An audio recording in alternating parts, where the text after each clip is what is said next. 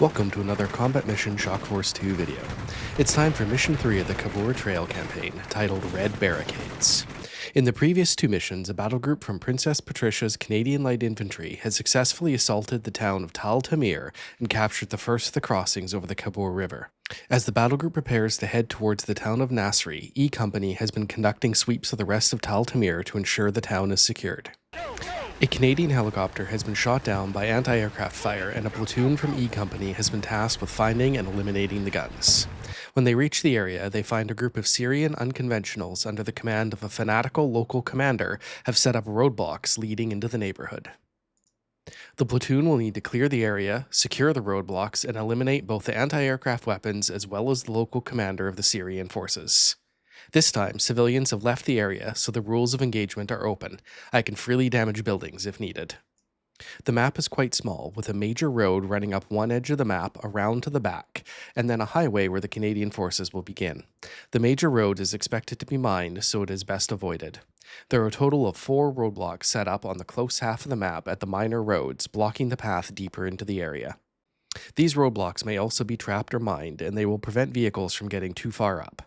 The initial areas around the roadblocks are relatively dense urban terrain with a mixture of low and mid-height buildings and a few keyholes that can see between areas. Once past the roadblocks, the building density decreases a bit with some medium-range sightlines. At the back of the map is a small compound. I expect this will be the command post where the Syrian leader is located. Due to the small size of the map and the roadblocks, it doesn't seem like there are a lot of options for an attack. I have several lavs, as well as a Leopard 1C2 and a Leopard 2A6, but I don't want to risk the vehicles getting too close to unscouted positions, as they would easily be taken out by RPGs. Instead, I will send a vehicle to the end of each of the blocked roads and have them watch the road in case they can see past the roadblocks and fire into the buildings beyond, and they should be far enough away that any RPGs will be less likely to hit. The platoon will focus heavily on the left portion of the map, pushing through the buildings past the roadblocks.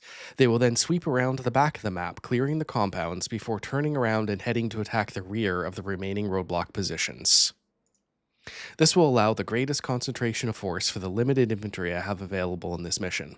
It also looks like there's some gaps between the buildings that may be large enough to get vehicles through without risking them approaching the roadblocks or potentially mined roads, so if the opportunity comes up, I'll try to bring them forward. While I do have off-map support, it is limited to 81mm mortars. The heavy guns are on the move, and due to the presence of anti-aircraft emplacements, there's no helicopters. I can freely damage buildings this time, but the presence of the roadblocks and close quarters will significantly limit the use of vehicles. Once again, it's looking like the battle will rely on infantry going building to building. As the battle begins, the platoon of infantry moves forward into the first row of buildings. At the same time, the Leopard 1 takes a position guarding the main road, while the Leopard 2 and a Lav move farther up and also take positions watching roads leading to the first barricades. I expect the road the Leopard 1 is watching to be mined, so the only thing going up it will be a Lav that takes the first right in order to come in near where the infantry is stopped. From there, it should be able to help provide some fire support as the infantry advances. But before the infantry does so, I have around 380 mortar rounds in stock, and I intend to use the majority of them right away. The middle road seems like the most likely area where the Syrians would be set up, as they can see all of the barricades from there, so the entire middle section of the map is going to receive several hundred 81mm mortar shells. With the barrage coming to an end after a couple minutes, the infantry platoon begins their advance, moving up to the next row of buildings.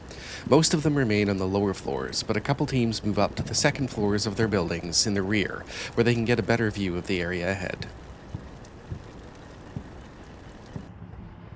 I still haven't spotted any Syrians, but I suspect that they'll be watching the roads and barricades.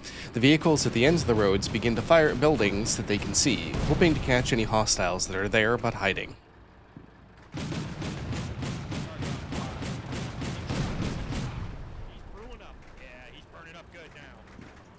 A couple infantry teams fire some rounds into a nearby building to do some recon by fire, and it works. A Syrian squad pops up to return fire. Several Canadian squads open fire as well, but not before the Syrians launch an RPG at the machine gun team. Luckily, none are killed, but all of them are lightly wounded. The Syrian squad disappears shortly after, hopefully having been killed. One of the Lavs has managed to stop shooting the barricade vehicles and lands rounds on the building it had been ordered to shoot at, eventually collapsing it. This gives the Syrian forces one less place they can be hiding. Meanwhile, the one Pioneer squad borrowed from A Company is doing some urban remodeling by tunneling their way up a series of buildings. Their goal is to take a flanking position on the building that held the RPG team and ensure that it is now unoccupied. Slightly to the right of the Pioneers, at Objective White, one of the fire teams has come under sniper fire, killing a soldier. The rest of the squad is pinned as shots continue to come in, but no one has been able to identify where the shooter is located as they're too busy ducking for cover. None of the other nearby squads make a spot either. The Leopard 2 fires at where I've guessed the sniper might be, but I have no idea if I've hit anything. The Pioneers continue their slow advance and come across a small Syrian team on the other side of the street. A brief exchange starts, but the Pioneers are quickly able to pin the Syrians. This is where the motivation level of the Syrians in this battle first starts to be noticeable. Since these soldiers are following a fanatical local warlord, they have much higher motivation than those in the previous two missions. Previously, I would have expected a quick surrender, but it looks like these Syrians are going to fight to the end. Even the RPG team that lost a man and was under heavy fire pops up again. The RPG team gets quickly pinned, and once again the Canadians lose sight of them. I've called in another mortar barrage on the right side of the map, and the first spotting rounds are starting to come in. With the RPG team either dead or cowering, it's time to advance to the next buildings. One of the advancing lavs seems to have parked on an IED, which destroys the vehicle, injuring and killing some nearby infantry as well. The infantry moving forward then also comes under small arms fire from a window located between two buildings. While they manage to avoid being hit, the lav's ammo detonates in a secondary explosion which kills another soldier in the building next to the wreck. The other lav catches sight of the shooter in the window and makes short work of them with its Bushmaster autocannon.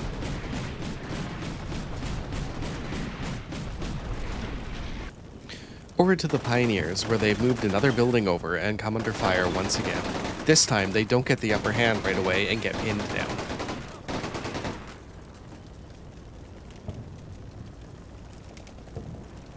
Once they recover, they get a few bursts off, but one of the Pioneers is killed, causing the squad to be mostly pinned again. The angle is a bit awkward, and the Pioneers are having some trouble getting enough soldiers to the windows in order to have enough firepower to overwhelm the Syrians. Additional squads are advancing quickly to provide support. Once they reach the buildings across from the Syrians, they should be able to rescue the Pioneers. Despite one of my vehicles exploding due to an IED, it's time to cautiously advance the Leopard 2 so it can contribute to the front line. Perhaps somewhat foolishly, I have some assorted infantry moved to the roof and upper floors of a building in the middle section of the map overlooking Objective Red. They immediately come under fire from multiple Syrian positions, including some survivors in the rubble of collapsed buildings. While the Canadian infantry alternates between being pinned and returning fire, the lav on the far right has moved up the road to engage one of the Syrian positions. A quick autocannon burst causes some casualties. On the opposite side, the remnants of the Syrian team that was firing from a window between buildings opens fire and gets spotted again, this time by the Leopard 2. The tank's machine gun finishes the team off.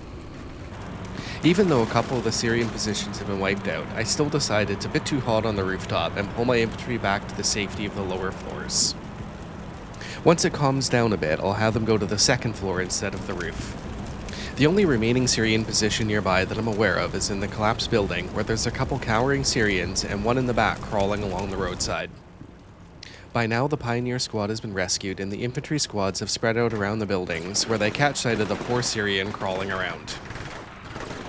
He's out in the open along the road, and it doesn't end well for him. The lav on the far right pushes forward as my infantry had spotted a Syrian on the side of the building the lav couldn't see. No one has a spot at the moment, but he's probably still in there, so the lav fires its autocannon into the walls. The wall opens up and there's no sign of any Syrians inside. The infantry has become a little spread out on the left and needs to regroup, so the vehicles begin to fire into the upper floors of buildings ahead of them. Nothing has been spotted in them, but they're all decent positions that overlook the approaches I want to use, so putting some shots into them isn't a bad idea. The far right lav has completely collapsed the building it was firing at previously, and now turns its autocannon on further buildings. It seems like it's safe enough for some soldiers to return to the second floor of the building overlooking Objective Red, so they move back up and prepare to observe the rubble for any Syrians that may still be remaining. It doesn't take long before they spot Syrians in a building slightly to the left, and more still in the rubble of the collapsed buildings. There's much less incoming Syrian fire, and the Canadian soldiers are easily able to handle the engagement this time. The Pioneers have fully recovered from their earlier ordeal and push across the street with one of the squads that joined them. The third squad has moved up and remains at the crossroads to keep watch in case anything starts firing down the street. The buildings adjacent to the street are empty, but as the infantry moves into the next row of buildings, they encounter another small Syrian team. It is quickly overwhelmed and destroyed. Back in the middle section, the lone remaining Syrian in the collapsed buildings refuses to surrender and attempts, but fails, to fall back. The third squad from the platoon is the one that took casualties from sniper fire and the IED explosion, so they're being kept back, while the remaining two squads, plus the Pioneers, press the attack. They capture more buildings on the opposite side of the street, while a two-man scout team captures Objective White. It's only been about 15 minutes, and progress has been much quicker than anticipated.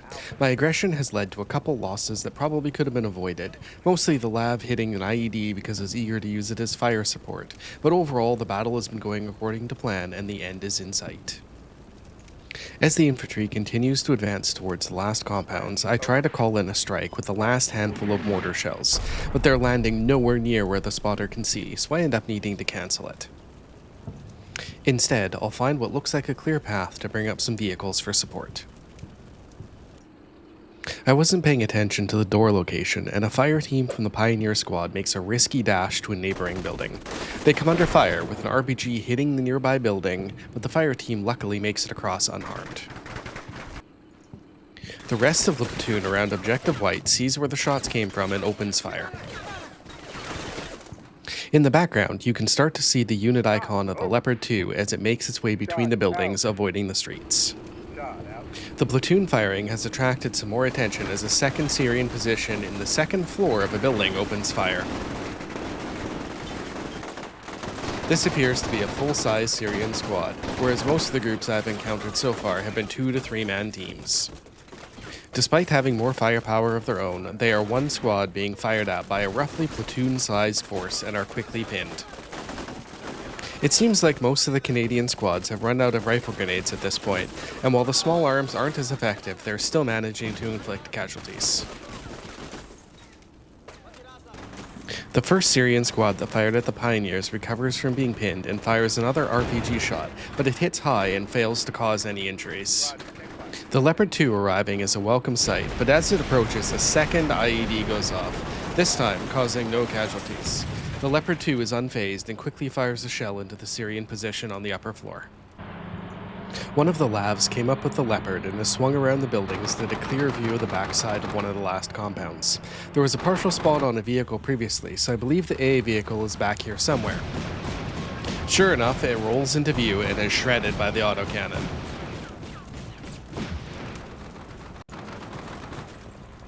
The RPG team appears to be a full RPG squad and fires another shot, this time hitting a Pioneer fire team. Some of the Pioneers are injured, but there's no casualties.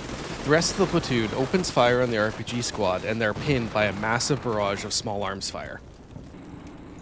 With the RPG squad needing to both reload and recover from being pinned, the Leopard 2 makes a quick move around a building to get line of sight to where the RPG squad was and begins to fire shells into the walls.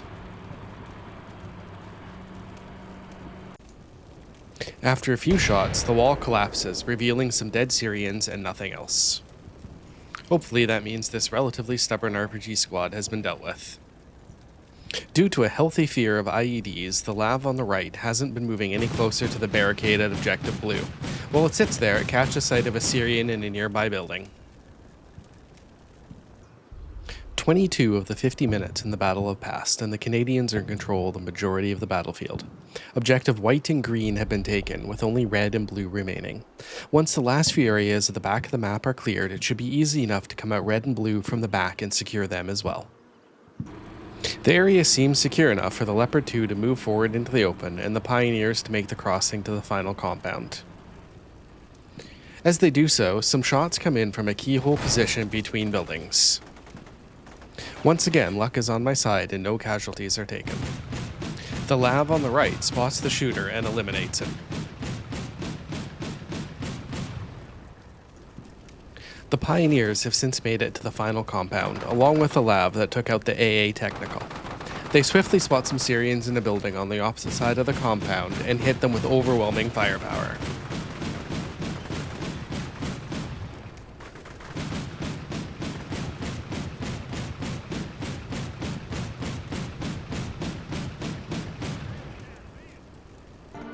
Even this group of fanatical Syrian unconventionals has a limit, and the remaining one soldier chooses to surrender. The end result is a Canadian total victory with 2 men killed, 3 wounded, and 1 vehicle lost for my forces, and 36 men killed, 23 wounded on the Syrian side. Reviewing the final map reveals that I had even more luck on my side. There's IEDs directly in front of where I chose to stop advancing in the middle, and both red and blue are also wired with IEDs.